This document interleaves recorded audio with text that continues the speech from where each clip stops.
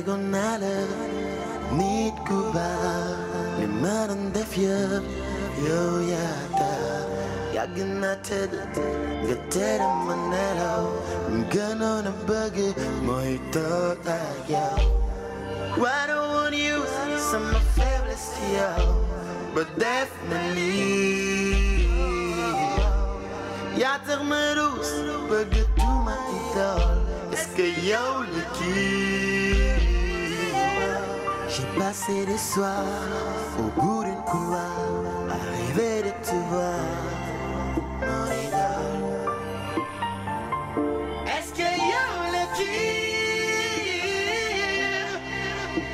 Idole, idole, lu tax nga def ma lii?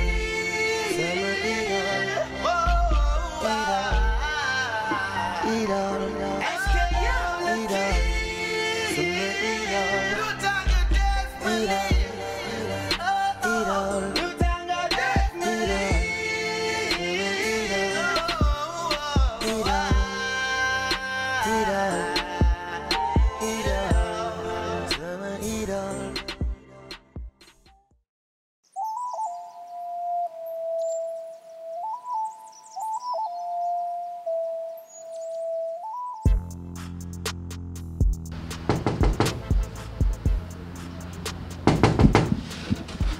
C'est qui? Ça va bien. waaw fi nga dëkk ci doomu ministre. wax naa leen doo fekk fii mooy sama kër papa. taxawal na la may taxaw. sinon on va te bastonner. ok tranquille tranquille waay. taxawal la ceene. mais Lucien. oui papa qu'est-ce qui se passe? c'est la police. t'as dit avec Chérif. Quoi? La police. Fais-les entrer, j'arrive. Ok. Calmez-vous, moins de bruit. Ok, tranquille. taxawal nga bàyyi sa bopp bari.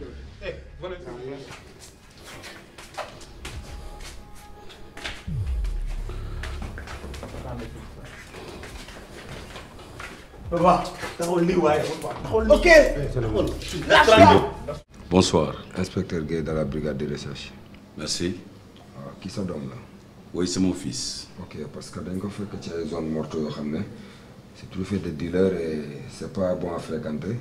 mu ne sa doom la pour confirmation mën naa ko indi. D'accord, merci. Je lui parlerai. Il ne traînera plus dans ces quartiers-là. Enlève-moi ces monos.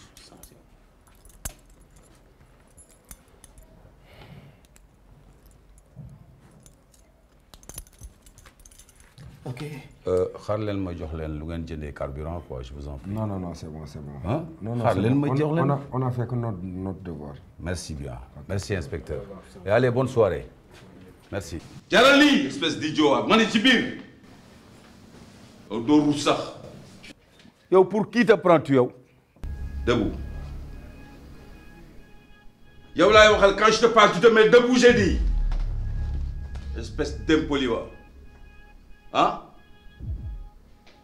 Chérif bànneex bi ma amoon ci yow bi nga juddoo ma gis la ci maternité bi ci biir berceau bi ma jël la téye la samay loxo ngay màgg bànneex bi di law Chérif bànneex boobu yëpp gàcce tey bi suul na ko et je dis une chose boo changé wul comportement dinaa génnee sama xel totalement ci yow.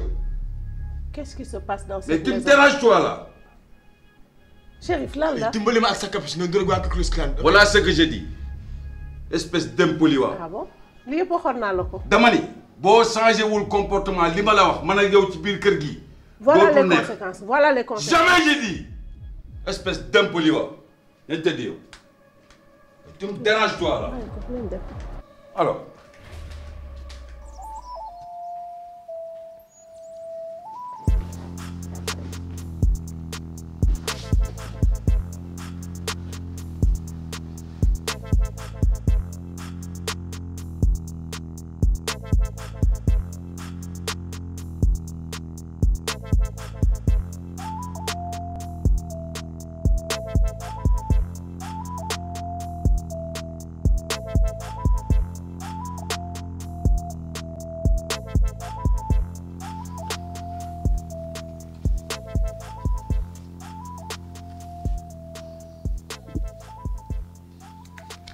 Malick, t'es silencieux de lu xew.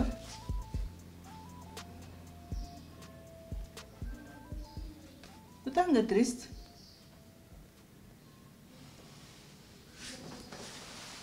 Je suis pas triste.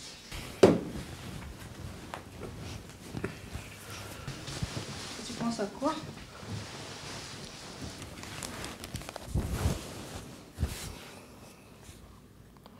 Les relations humaines ne sont pas faciles. C'est quoi? Tu as eu des soucis au boulot? Danga am ko jotel wala sama papa la? Non, même pas.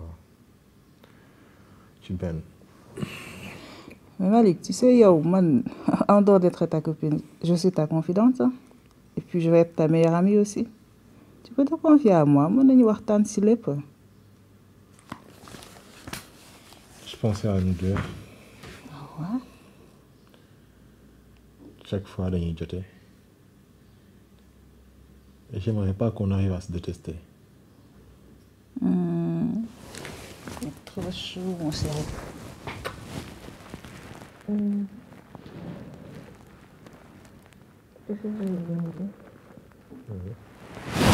Si on allait à Touartjala en week-end, tous les deux. Quoi? Fandang rek.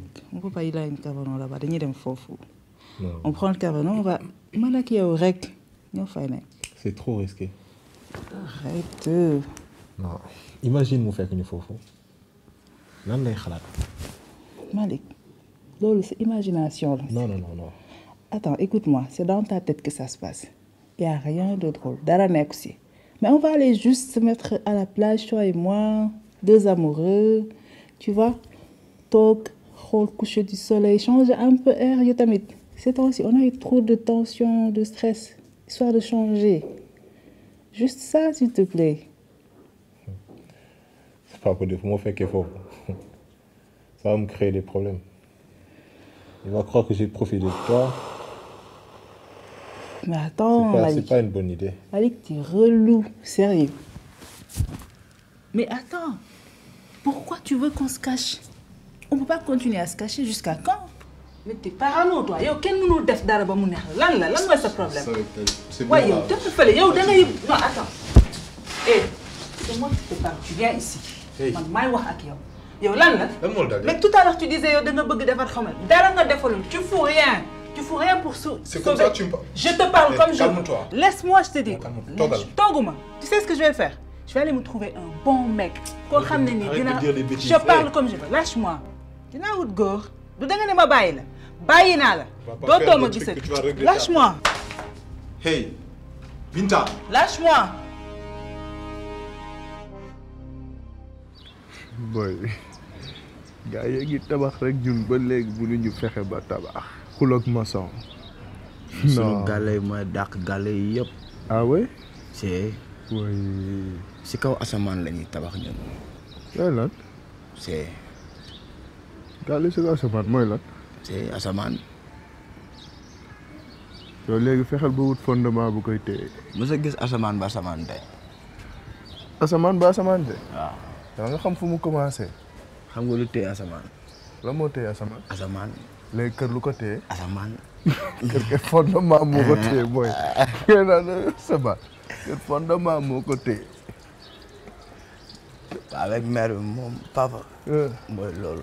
Loo doon def démb su guddi ba amoo loo tox si nawet bi. Amoon naa bon sax de mais bagages yi ñoo neex muy tux di tux muy cuqul muuj ba bagages yi jeex tàkk nag mënuma tëdd sans bon c'est pas possible.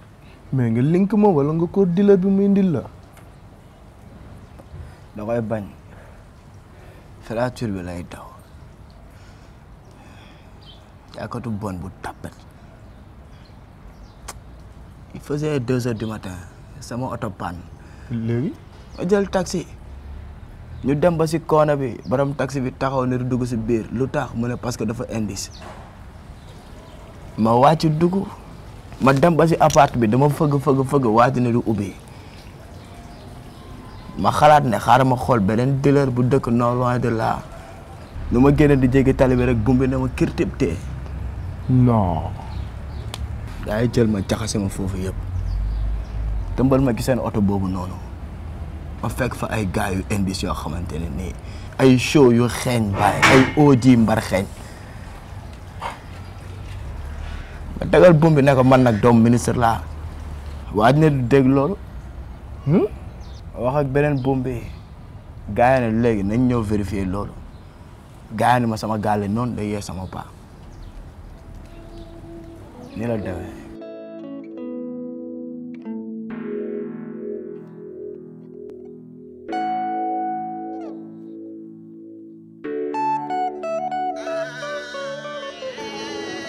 La vue de la mer est magnifique par ici.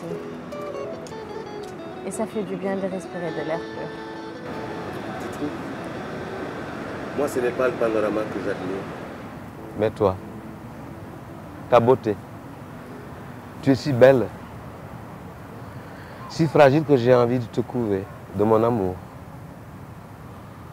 J'ai envie de te serrer contre moi pour te protéger de la dureté de la vie. Mais tu as trouvé ton homme, celui qui verra sur toi toute la vie. Tu n'es pas seulement journaliste, mais poète aussi. C'est toi qui m'inspires. Il y a sous ma inspiration. Ma belle muse bien-aimée, je te veux insouciante et toujours gaie. Malheureusement, tel n'est pas le cas. Je porte de lourdes responsabilités sur mes épaules. Avant le décès de mon père, j'étais insouciante. Je pensais qu'à m'amuser, sortir en boîte avec mes copines. Mais depuis que cette tragédie a frappé notre famille, c'est devenu très compliqué. Et c'est la cause pour laquelle j'ai arrêté mes études de journalisme, alors que c'est ma passion. Ce n'est pas un problème. Je peux te prendre dans ma rédaction comme stagiaire et tu apprendras sur le tas. Bon nombre de grands journalistes sont passés par là. Et rien ne vaut l'expérience acquise dans une salle de rédaction pour faire un grand reporter. Tu ferais ça pour moi? Qu'est-ce que je ne ferais pas pour toi, ma beauté, ma belle liane, aux yeux envoûtants. léegi sa paa lu mu wax. waxu maternité la may tegal ay berceau man léegi mag laa tamit dama war a enjoy sama life.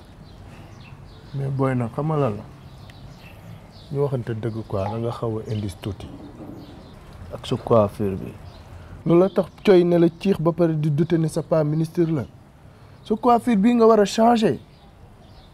kii ay xar baax kese la kot la xam nga coiffure bi nu mu tudd. non. jëmbal la ca nguraan. jëmbal la ca nguraan la forêt de nguraan. jëmm yësu nguraan. si nguraan dëkk la fii la kan fori àdduna yëpp di tase bu suuf seddee di toog ci ay doj di toj fii la ñuy décider li war a xew ci siècle bi di ñëw yëpp ci àdduna bépp bâtiment nag. am naa prénom secret tamit. lan mooy sa prénom secret.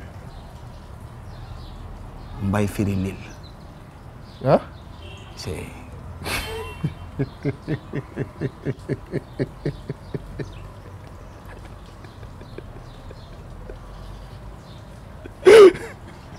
am naa fa gëlu njuuma. ah boobu la.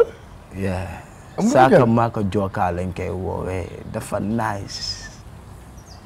papa mooy sunu buur ñun kan foor yi foofu yëpp mu ngi tudd Sikili Mikile Méje.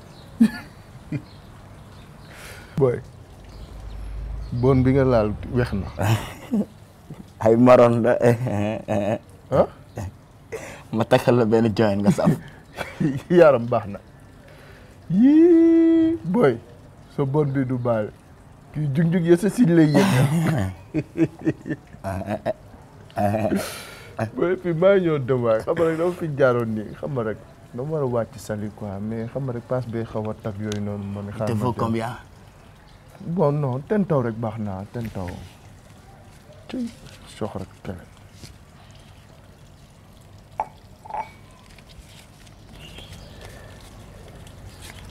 te donne 20 000. Boy, 20 000 de ay tëb ay buddeeku la. Mais, dis-moi, tu voudrais pas que je prenne une chambre pour qu'on reste un peu? Non, je dois rentrer. Je dois préparer le dîner. Mes petites sœurs en cuisine, c'est une vraie catastrophe. J'ai une solution. Reste encore un peu avec moi et au retour, on passera au fast-food, leur acheter un bon poulet. J'espère qu'elles vont aimer. D'accord, je vais rester un peu. Je voudrais qu'on parle de mon stage. Je ne pourrais pas cumuler le stage et mon travail au restaurant. Ah non, tu arrêtes de travailler dans ce restaurant. Je te propose un stage rémunéré. Et je crois que ça fera l'affaire. Tu es vraiment gentil. Je ne sais pas comment te remercier. Ma mère serait très heureuse d'apprendre cette nouvelle. Je peux te poser une question indiscrète? Vas-y. Tu n'as pas eu un petit ami avant moi? Oui. Rien de sérieux. C'était juste des flirts. D'accord, je vois. Mais je peux savoir qui c'était? S'il te plaît, parlons d'autre chose. D'accord. Ma petite biche effarouchée. Tu peux pas parler de ton passé.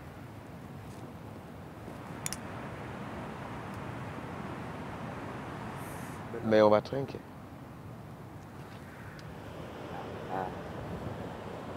On trinque à quoi?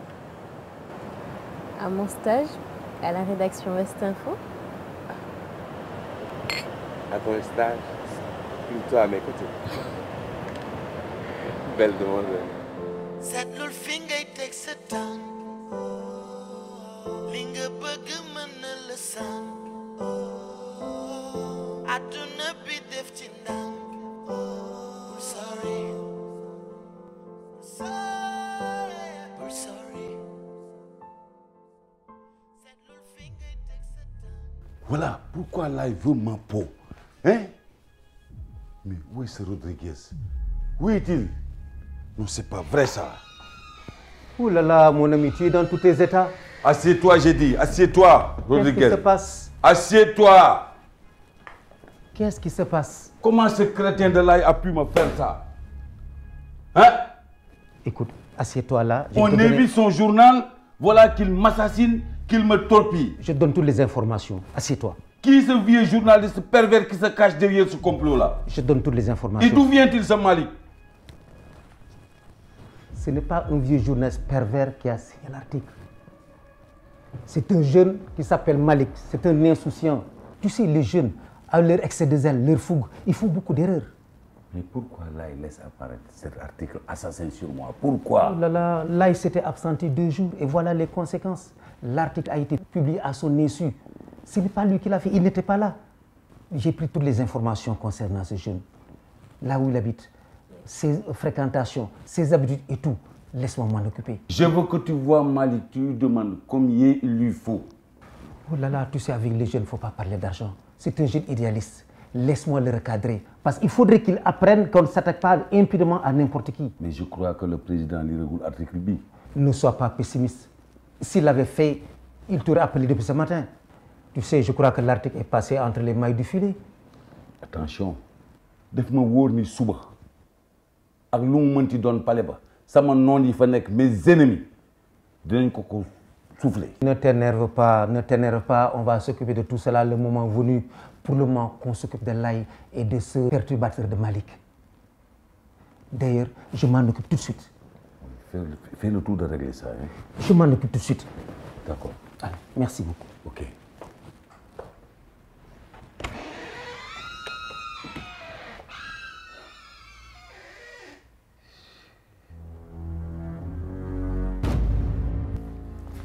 Ah, Seth, ça tombe bien, j'allais à ton boulot.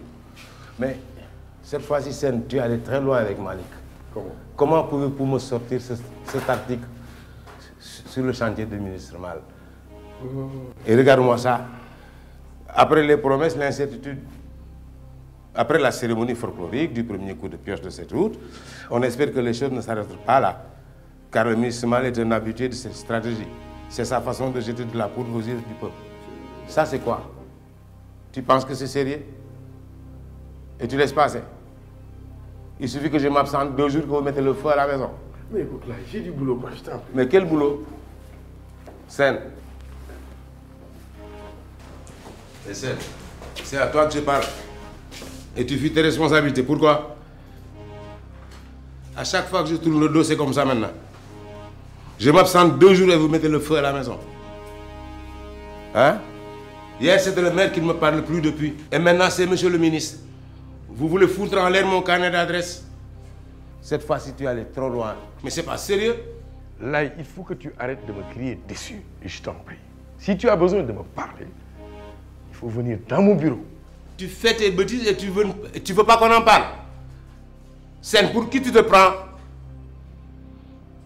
Mais j'en ai marre. Je suis outré, Sen. Parce que vous êtes allé très loin. Et ça suffit, Sen. Oui, ça c'est inadmissible. Pour qui se prend, se prend? Fais des bêtises, on en parle pas. Oui. N'importe quoi. Bon, écoute, Soda, je reviens tout à l'heure. C'était chaud. Saf-saf.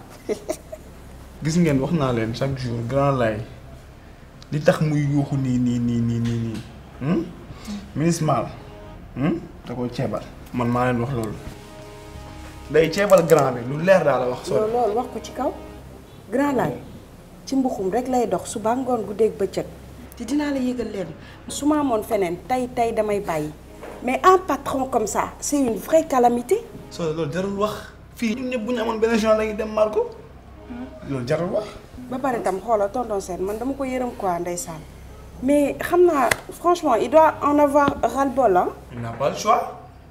Mat la père de famille la il a qu'à rester tamit. rédaction bi daal nattu dëgg la seen patron fuuy na réew na bëri na tuutal ba pare teg ci man grand laay man xaw ma luy problème am sonal nit ñi ñun dimbali ma yow dama bëgg nga noppi. loolu la ma fi bàyyi woon man maa ngi dem sama dund. man kay du ma wax. sa patron lay xas de noonu soo paree nag nga lijjanti loolu. moom lay waxee. grand laay daf ñoo sonal. lu ne ku dugg ci bureau mu wàññi la wàcce lunette am yi jaay la lu kenn xamul fu mu teg loolu man nag kaa ma xool du ma ci boole te jawuma ko de xam na ma bu baax. laajal Babacar benn suba teel fii la ma fekk man daal xaw ma lu ma doon def rek mu yuuxu ma waaye dama ko rentré ba mu costé kii dafa réew. yaa ngi dellu sa bureau yow rek léegi sa wax rëy na. yow moom toogal foofu rek. man kay waxuma fekkewu ma sax bu ngeen wax daal bu leen ne Margot mi yoon fii toog. man de li may wax ragaluma ko xam nga bu baax. mais gis nga booy man duma sa morom soo ma defatee affaire yu waaye yow. dinañ ko régler entre homme man ak yow je t'envoie en public reportage et tu me fais ce papier dégueulasse sur le projet du ministre Mal mais qu'est-ce qui ne va pas? Ce sont des informations que j'ai rapportées. Tu ne sais pas ce qu'est un public reportage? Tu ne l'avais pas précisé, grand. xoolal jógal génnal sama bureau.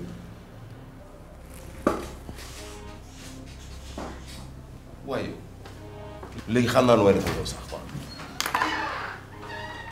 mais ki dafa dof wala dafa rew.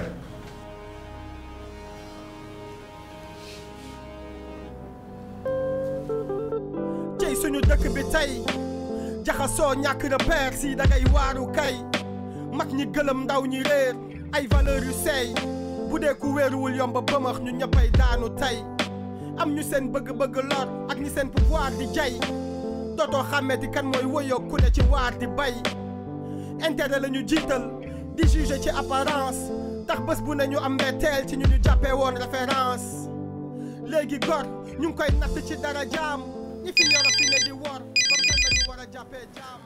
Oui, allô? Rodriguez? Oui, faites-le entrer.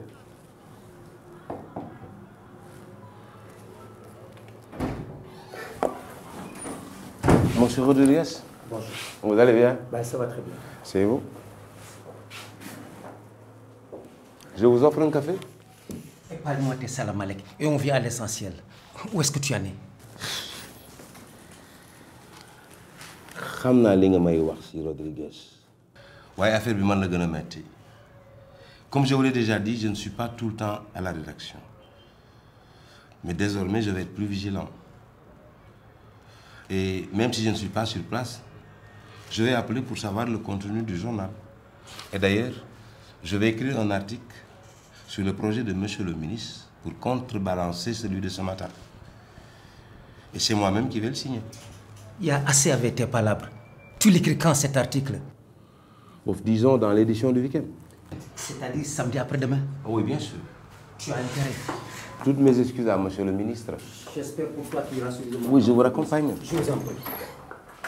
Mais dis donc. J'en ai marre. J'en ai marre d'être humilié par des tocards comme ce Rodriguez, quoi. Et tout cela par la faute de cet abruti de Malik. Et même tonton Sen aussi, il rate aucune occasion pour me tirer dans les pattes. Il m'énerve ces gens. Il m'énerve. Oh,